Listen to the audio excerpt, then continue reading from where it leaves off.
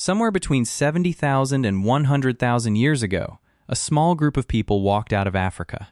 We do not know exactly how many of them there were.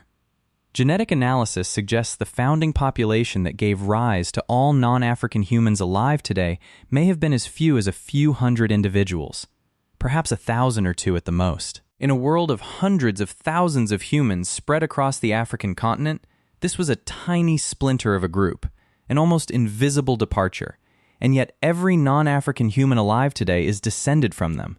What happened to those first travelers, what they encountered, how they survived, and what it cost them, is one of the most extraordinary stories in the history of our species. And it is written not in ancient texts, but in your DNA. Start with the why. Why did they leave? The honest answer is that we do not fully know.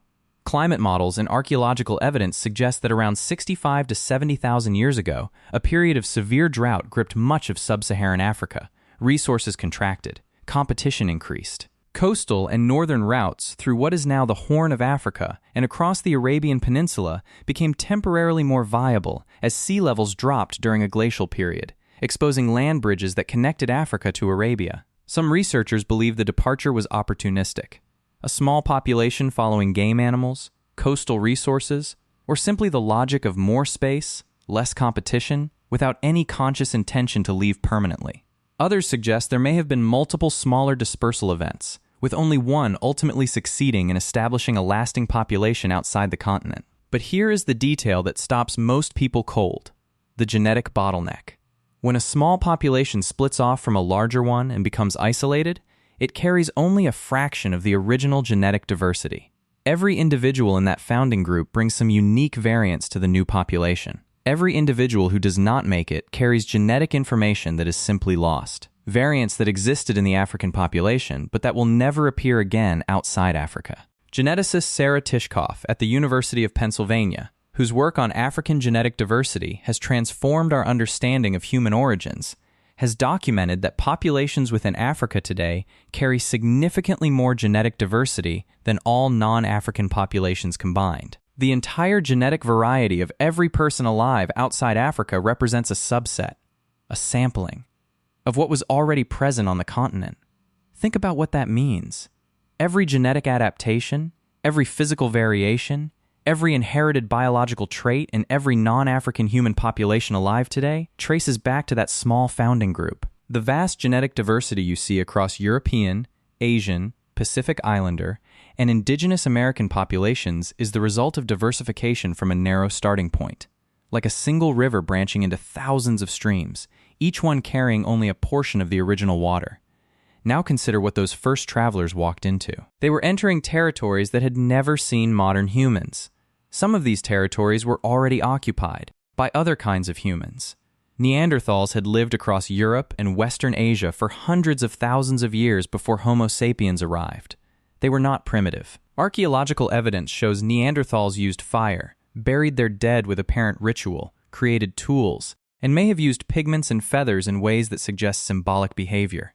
They were a different human species, but a sophisticated one, adapted over hundreds of thousands of years to cold European environments. When modern humans arrived, something happened. Within a geological eye blink, roughly 10,000 to 40,000 years, which sounds like a long time but is nothing on the scale of evolutionary history. Neanderthals were gone.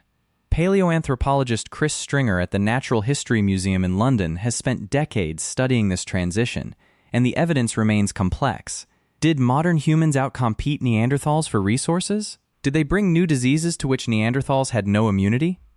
Did direct conflict play a role? The answer is almost certainly some combination of all of these, varying by region and circumstance. But here's the part the textbooks often skip. We did not just replace them. We interbred with them. Ancient DNA analysis, pioneered by geneticist Svante Pääbo, who received the Nobel Prize in Physiology or Medicine in 2022 precisely for this work, confirmed what was long suspected. Modern humans and Neanderthals interbred, and the descendants of that mixing carried Neanderthal DNA forward. If you are of non-African ancestry, between 1 and 4% of your genome is Neanderthal. These are not inert segments. Some Neanderthal-derived genes have been identified as playing roles in immune function, helping modern humans adapt to European pathogens that Neanderthals had already been exposed to for millennia. Others have been linked to skin and hair characteristics suited to lower EV environments. Your Neanderthal inheritance, in other words, may have helped your ancestors survive. In East Asia and among the indigenous peoples of Australia and the Pacific, there is also evidence of interbreeding with a second archaic human population. The Denisovans, known almost entirely from fragments of bone found in a cave in Siberia, and from the DNA they left behind in modern human populations. Populations in Papua, New Guinea, and Aboriginal Australians carry roughly 3 to 5% Denisovan DNA. The first humans who left Africa did not enter an empty world. They entered a world already occupied by cousins, ancient relatives who had left Africa much earlier and had spent hundreds of thousands of years adapting to the environments our ancestors were only just entering. And then something else happened, something that changed everything about how humans lived.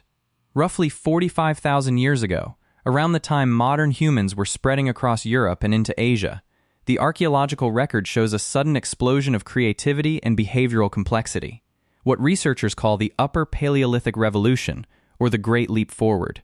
Cave paintings, musical instruments made from bone, figurative carvings, long-distance trade of materials and objects across hundreds of kilometers, complex burial practices with grave goods, sewn clothing, fishing technology. None of this appears suddenly from nowhere. There are precursors in Africa going back much further, but outside Africa, the transition is striking. Within a relatively short window, human behavior shifted from something that looked essentially unchanged for hundreds of thousands of years to something recognizably modern, symbolic, creative, networked, and technologically accelerating.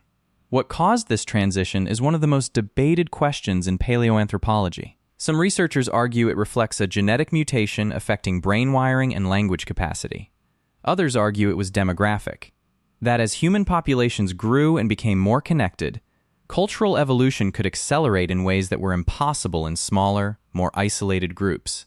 More people meant more ideas, more specialization, and crucially, more accumulated knowledge that could survive the death of any single individual. Anthropologist Joseph Henrich at Harvard has argued compellingly that what we call human intelligence is, in large part, collective rather than individual.